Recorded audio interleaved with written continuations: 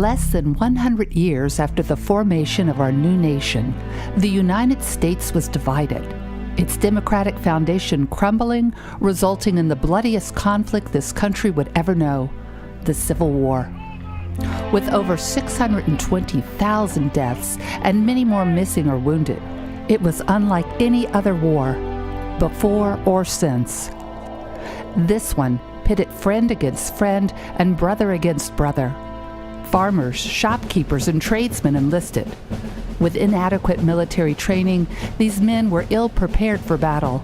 They lined up in rows facing their enemy rifle to rifle, eyeball to eyeball from Gettysburg to Vicksburg, to fight and fall in the line of duty. Approximately 1 in 4 soldiers that went to war never returned home. This is the story of one of these men. In 1860, Georgia's Wiregrass region is one of the least populated sections of the state.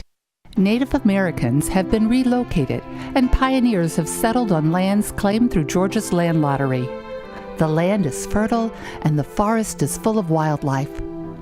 Young Angus McDermott lives on a farm with his parents, sister, and brother near the present-day town of Sparks, Georgia.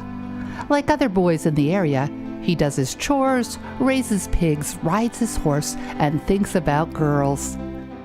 Perhaps it is a call of adventure that motivates him to convince his father to let him join the Confederate Army in 1861 at the young age of 17.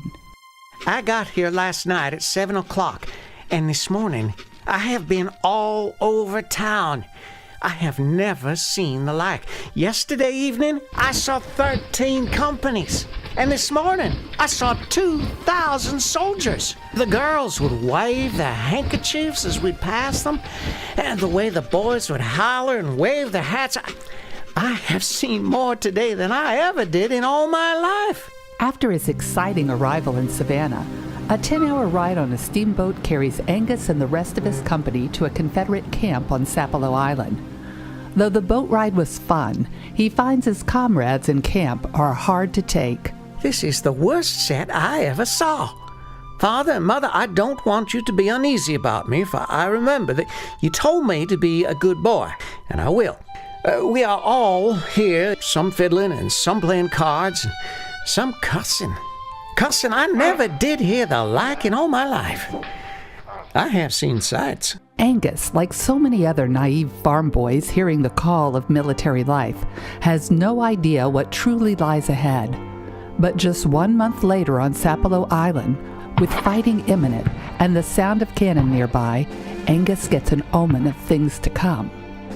I mayn't be able to write to you anymore, but I am willing to die on the battlefield if it is my lot. Many a poor fellow died on the battlefield last Thursday, but it is an honorable death to them. But 2/3 of all Civil War deaths are due to disease, not combat. Since many soldiers have never been far from their homes, they have never been exposed to diseases such as measles, mumps, scarlet fever, smallpox, and yellow fever. So many, including Angus, are sick. Now I tell you what a sick man gets to eat here. They get 1 cracker and a cup of coffee. And a sick man can't eat that, for I can't when I'm well. You may know that we fare like dogs here. Despite sickness and the hardships of war, Angus re-enlists. He continues to regularly exchange letters with his family, reminiscing about his boyhood. Oh, Father, I could not read your letter without crying, for it made me in remembrance of what a bad boy I've been in my life, and is yet. But I have quit a heap of my ways. I have a feeling for my people, most especially for my parents. It wasn't always a bullet or disease that got a soldier. Father, we had bad luck last Saturday. We was nearly all of us up on top of the train riding, and it run under 2 bridges and killed 2 of our men. I was right side the one that got killed. He was standing up, and I was sitting down. As he travels towards Jackson, Mississippi, Angus is awed by the local hospitality, but comments that there are no men to greet the soldiers. The only men left on the home front are too disabled, too old, or too young to fight. As Jackson falls, Angus and his company are redirected to Vicksburg. It is a long, hot march. 3 men marched till they fell dead in the road, and several give out and fainted. Vicksburg falls and the mighty Mississippi River becomes the coveted possession of the Union. With both Jackson and Vicksburg defeated, Angus's father John decides he too will enter the service. Angus pleads against it. Mind what I say. I do not want you in the field. I want you to stay with Mother and the children till you are made to come. This ain't like the Indian service was. You can't stand up to this. You have got a tough son into it, and do stay out as long as you can. The fighting, disease, and desertions continue. I never did want to go home so bad in all my life as I do now. If I ever do go home and lives as happy as I did, I can enjoy myself. I think while I was home, I thought it was a bad place. I was a fool for thinking so. Home is the best place in this world that I ever have seen. Angus's letters are a lifeline between him and his family. However, when armies are on the move, letters are almost impossible to deliver to the soldiers. Every soldier waits desperately for the mail call. A letter from home means they are not forgotten. Oh, want is my master now. I can't think of nothing but going home to get something to eat that is good. Oh, Mother, put one little pig up in a pen for me to eat. If I should live to get home again, so I can eat some pork and turnips. With the fighting intensifying, Angus adds that desertion has become an epidemic. Last week, there was 5 of our brigade left the picket line and went to the Yankees. A man out of Texas deserted and went to the Yankees, and he was a fighting our men. His own company took him a prisoner and took him out to camp and shot him. They was glad to get him. With federal troops heading south into Georgia, Confederate forces regroup to defend Atlanta. Many companies are going without pay. Angus writes his family that his rations are dwindling, and he is forced to steal corn from a horse. His letters are now mixed with news of a promotion to corporal, a $2 a month raise, questions about the family's farm, and his concern for Ansel, who just joined a unit which might go into the cavalry. Father, if that company does go in cavalry and all have got horses but Ansel, you let him take mine. As the brutal Atlanta campaign heats up, Angus writes, I shot 50 times. I took as good aim as if I was going to shoot a sheep. I don't know whether I killed one or not. We lay in the dirt, and a spurt ball killed Lieutenant Bader. Poor fellow, he is no more. He got shot in the head.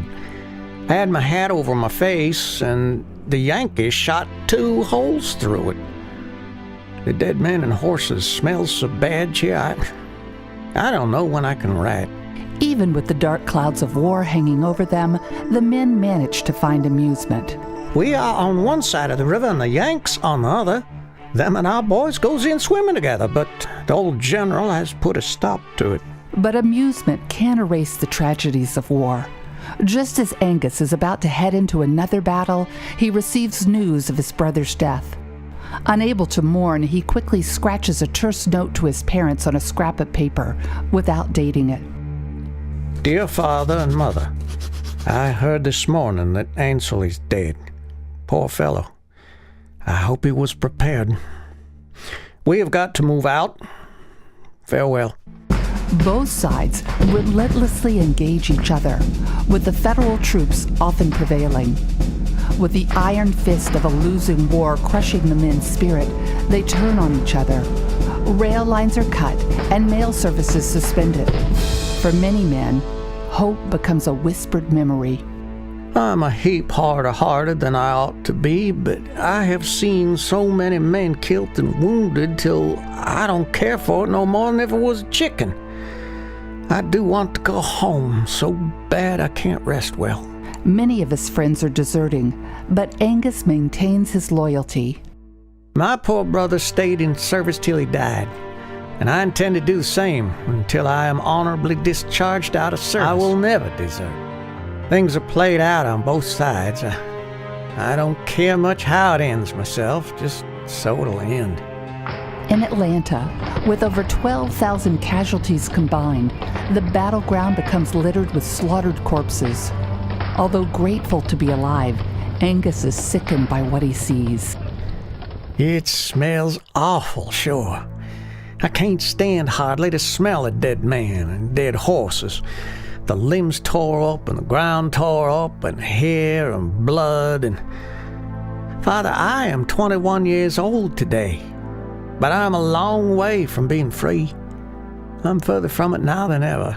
As time marches on, so does Angus and his comrades from Atlanta to Dalton, towards Tuscumbia, Alabama. Father, I am plumb barefooted. I ain't got a sign of a shoe on my foot. I have been without a blanket all the time till in the fight the other day, I got one where there lay a dead Yankee. So I have me a good blanket. During the march to Tuscumbia and on towards Murfreesboro, Tennessee, he proudly writes to his parents that he has been promoted to sergeant. Angus feels that he is rising up. But a month later, Angus's parents receive one last fateful letter.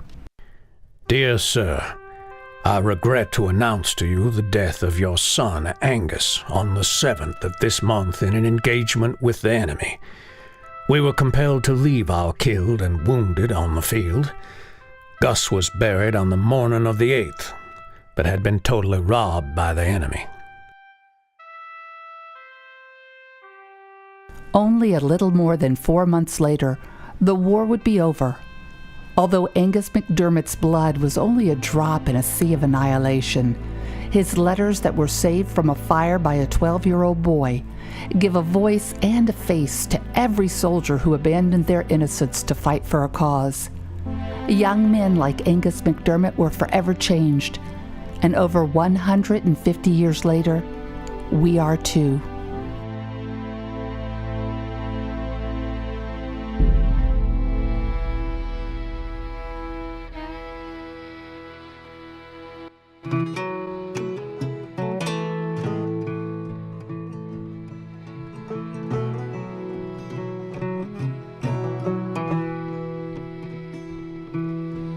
Just before the battle, mother,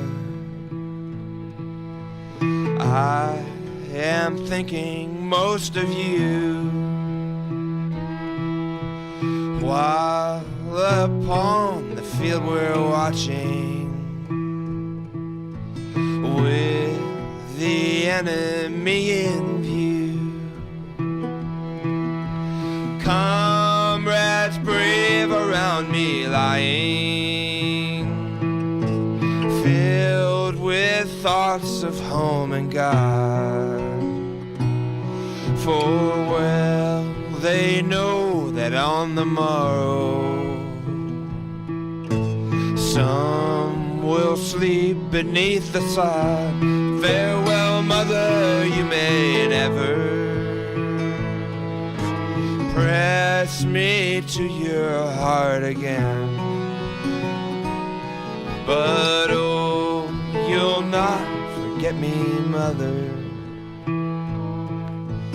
if I'm numbered with the slain. Just before the battle, mother, I was drinking Mountain Dew when I saw the rebels marching. To the rear I quickly flew, where the stragglers were a-flying, thinking of their homes and wives. 'Twas not the rebs we feared, dear mother, but for our own sweet precious lives. Fear not, mother, for you'll never see my name among the slain. For if I only can skedaddle, mother, I'll come home again. Oh,